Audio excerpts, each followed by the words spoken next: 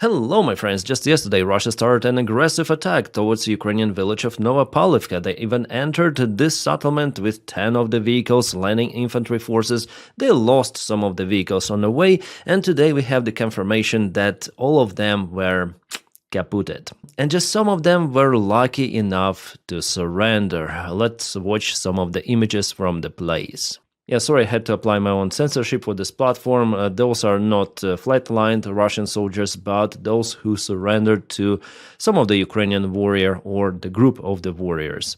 And those who did not surrender, well, their destiny is no-go. Russians also tried to advance to the same place with the second wave, but all of their vehicles were just demolished. So this rapid attack, which Russians tried to commence under the cover of fog, yes, kind of the poor weather conditions, it completely failed. And Ukraine was even capable to trophy one of the vehicles, BMP-1KH trophied by Ukraine. It looks, let me show you, like this. That's how it looks. Yeah, it's kind of the outdated BMP infantry fighting vehicle, uncomparable absolutely to Marder or Bradley, but still it's better to have this one. Could be used in some way, yeah.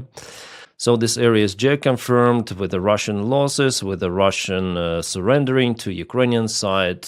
Absolutely great. That's why I like the map from the Myco 73, because you just click on everything of that and you have reference to Telegram channel usually, or to Twitter, where there is kind of the load censorship and you may see all of the data. The link for this military map you may find in the video description below. Also, yesterday I told you that Russians crossed this river here. Well, actually it was a little bit mistake of mine. Russians crossed this river. And let's go to the 3D map. I want to show you where Russians went in. So this is the Novopavlivka village. Russians advanced from Dachna. They crossed this river actually under the cover of fog. They climbed ahead and went forward to reach Novopavlivka. They occupied the part of the village temporary, and later on Ukraine sent its infantry forces and lots of the drones, kicking them out completely from this place. Yeah, Novopavlivka is kind of important because behind it there is the uphill to reach the plateau. Well, in real life it's not that steep, but still something like that. So Novopavlivka is still on the flat ground. So in general, Ukraine can have the positions here to repel Russian attacks, to operate with the drones. So higher ground is always better. The Ukrainian army here reacted quickly. We'll see if there are any more attempts of the Russian army to reach the same settlement, Novopavlivka, in the nearby future, because again the weather is kind of foggy. Now let's go to not so good news. Russians are putting their flags elsewhere in Danilivka. This is the Zaporizhia Oblast. It's bordering Dnipropetrovsk, and also in Novoalexandrivka, in the village of Hai, they put their flag. Well, so far it could be like a local flag operation. Just one infantry guy was spotted. Actually, the same guy was spotted in two of the positions. He was filmed here, he was filmed there, but we know that Russians sent more than one soldier to this area. They also continue to operate with the drones, since Russia presented some of the drone images, and unfortunately for the last few days, Ukrainian army has losses in vehicles.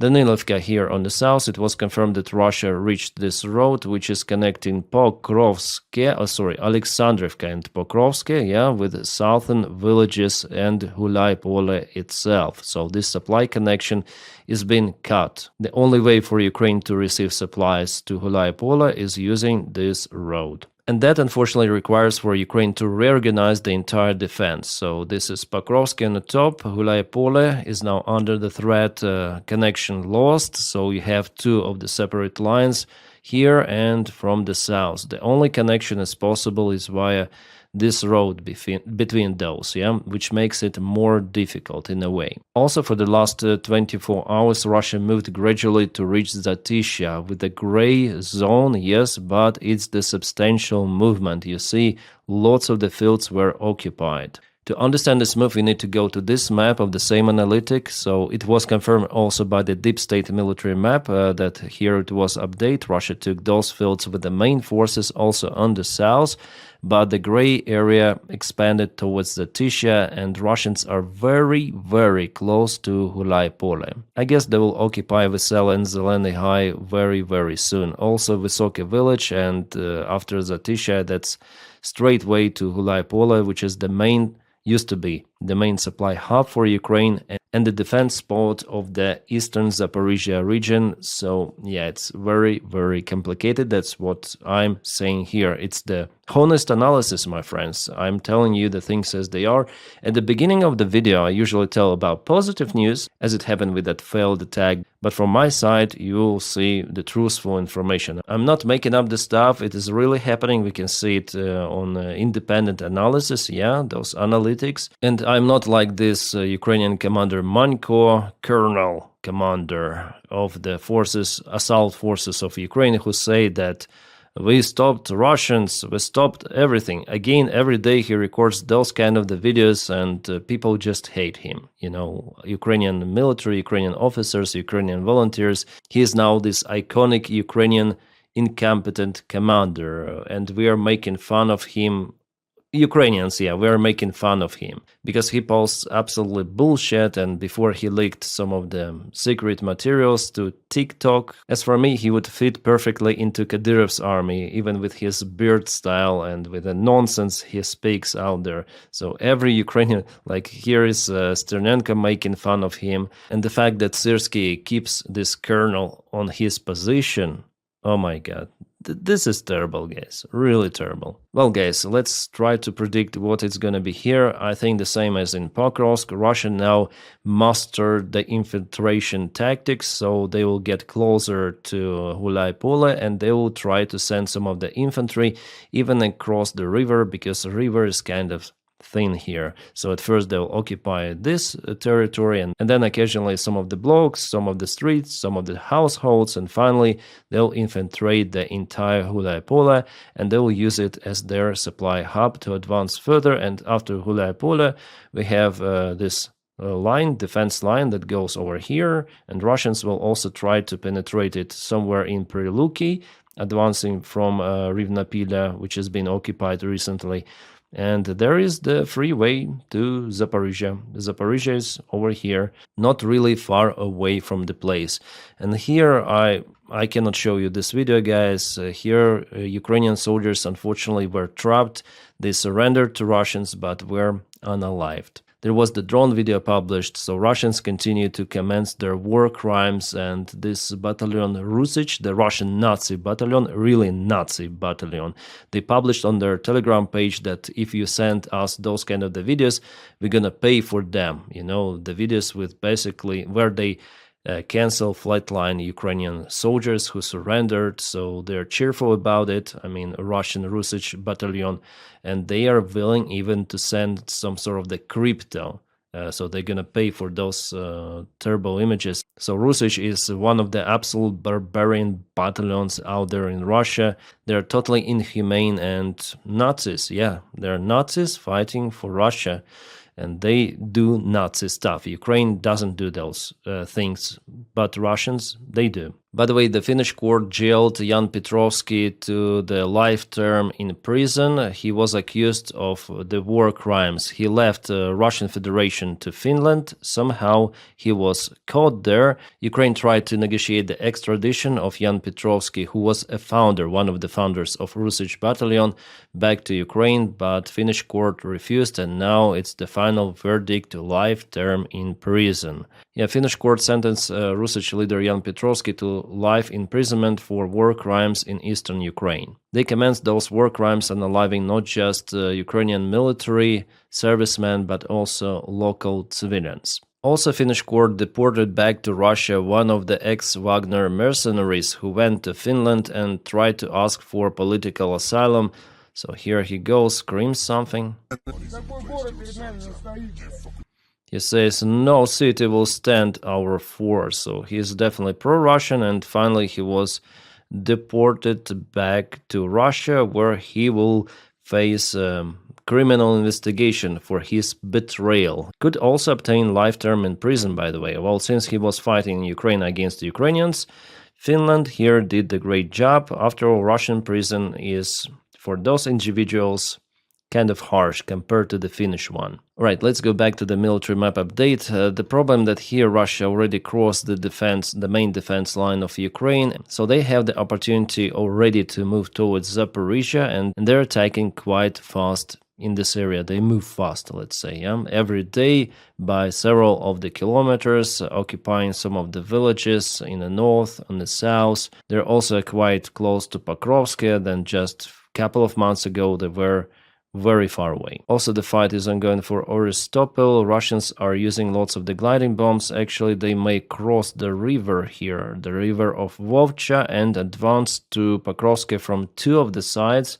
Is it possible? Well, yeah, from this side, they might go. There is the river that divides Alexandrivka and Pokrovsk, but they already crossed it, or tried to cross it in Velika Mikhailovka, and from that village they might go to Pokrovsk, cutting this supply line, also posing the threat for Ukrainian group in Podharlivka and Andriivka Klevtsova, those two main villages here.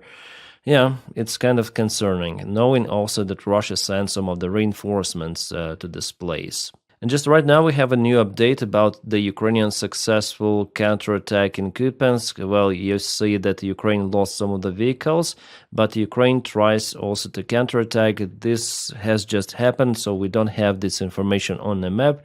However, we have the video itself from the ground. Here we go with this video. There was the Russian convoy. Yeah, again, tried to attack Ukrainian positions. 1, 2 of the vehicles, maybe 3 somewhere there. Here Ukrainian warriors say that they spotted light armored vehicles on the way to our positions, all of them probably MTLBs converted into the Hunger vehicles. Later on, Russia sent some of the very light armored vehicles, or it's better to say unarmored vehicles. Those are the Dragon Ts, let me show you. Yeah, they tried to penetrate the Ukrainian defense there. Yeah, Russian army uses even regular vehicles for attacks, which is crazy, but they do it. Yeah, again, the Dragon Ts out there, and very tight bottleneck for the Russian vehicles, and they were stopped there. Well, maybe again there was some sort of the fog in the morning, but the weather improved. It may improve rapidly, like in a matter of minutes. 1 minute you have a thick fog, and later on it disappears completely, opening the sky and the opportunities for Ukrainian drones to reach Russian vehicles. Well, it was reported that it happened in Kupiansk direction, but where exactly, whether it is somewhere close to the city or maybe over here,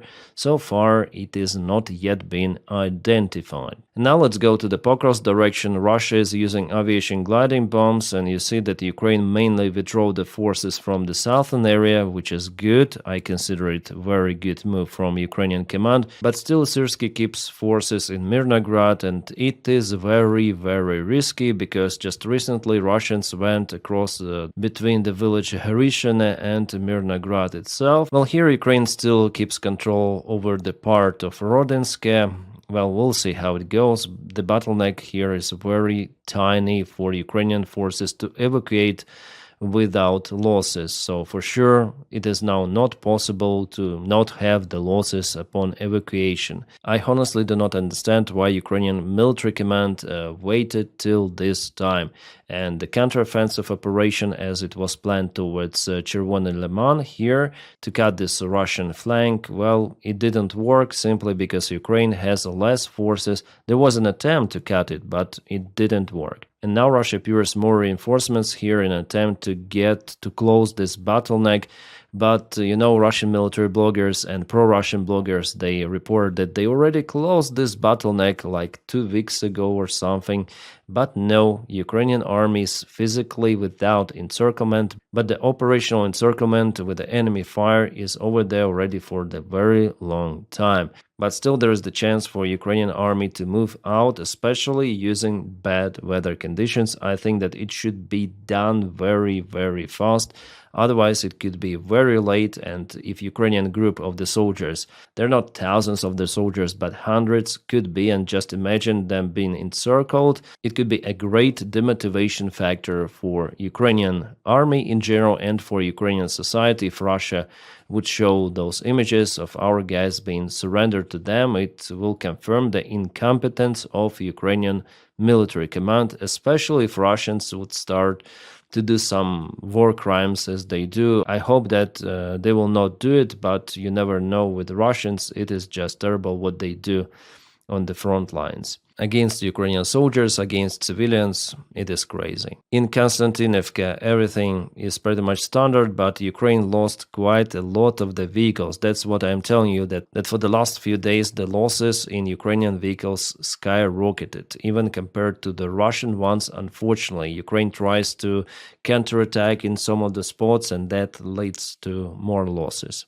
Yeah, it was on the way. Ukraine tried to send reinforcements, and this tank was chased by the drone. Two of the tanks, as it was confirmed by analytics, geolocated, and one more tank and one more tank. So Ukraine needs more vehicles because, yeah, here one more vehicle. And unfortunately, Russians are moving forward, and they're using drones here elsewhere, also behind Konstantinivka already. And there is also one more issue, that Russia extended the drone range for the fiber optic drones up to 50 kilometers. Yes, now they have those coils, kind of big coils, but they allow those drones to fly for a very, very long distance. It is very bad. Ukraine is also working on those technologies to boost the production of the fiber optic drones, but for now Russia has advantage in that. Well, Ukraine has advantage in the ground drone usage. Ukraine uses those drones for evacuations, for blowing up Russian positions, for multiple of the purposes. The ground drones are used by Ukraine everywhere.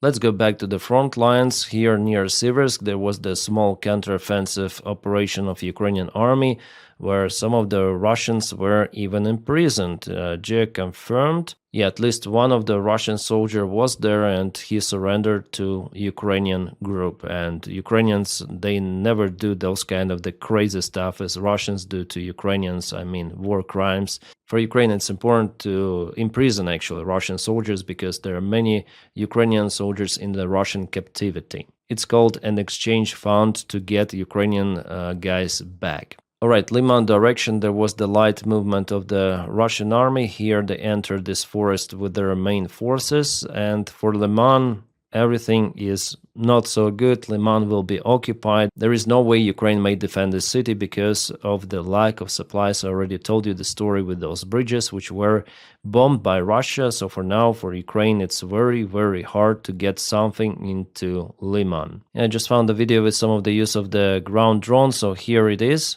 The ground drone, it goes into some sort of the underground dot position. It just sneaks there and kabooms the entire place. Nothing is left. So guys, those events are pretty much main ones which happened on the front lines. Two kaputted Russian attacks, convoys, those are the good news in general, yeah. But Russia still gains the territories, especially in Zaporizhia. Mirnograd still holds Pokrovsk, mostly occupied, but also partially holds. There are a couple of the streets still left fully under Ukrainian control, and Russians cannot physically encircle Ukrainian group, closing the bottleneck. Those are good, bad news as usual.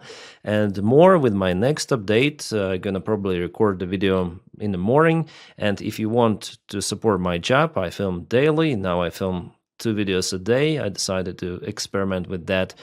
So if you want to support my job, please follow me on Patreon. The link for it is in the video description just below, or on membership of the channel. Press the join button somewhere here if you really have this opportunity and willing to support my channel.